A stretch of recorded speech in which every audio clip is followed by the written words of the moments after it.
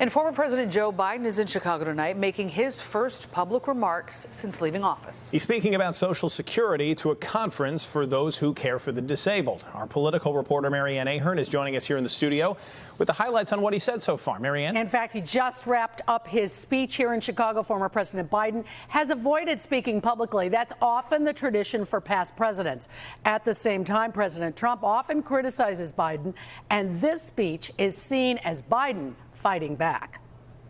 Fewer than 100 days, this new administration has made done so much damage and so much destruction.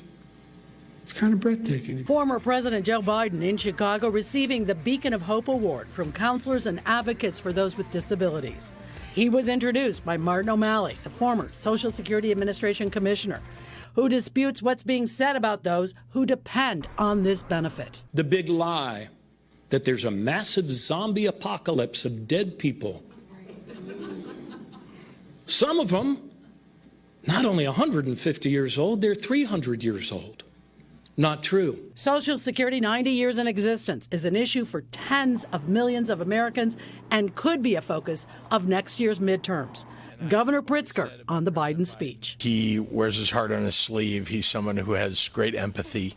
And I think in his post-presidency, what a perfect thing for him to be doing, honestly, to be meeting with people with disabilities, organizations that stand up for them. In President Trump's second term, Social Security is planning to lay off 7,000 workers, also impose tighter identity proofing measures.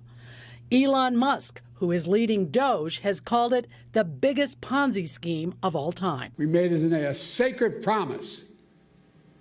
73 million Americans receive Social Security.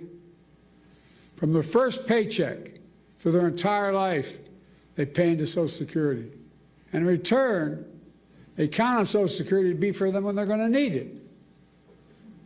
Folks, must never, ever betray that trust or turn our backs on that obligation. The former president called for decency. He never mentioned President Trump by name, but he did note what he calls the damage they're doing. The question, of course, how will Biden's message be received, and will his voice be welcomed? Alex? All right, Ann, thank you.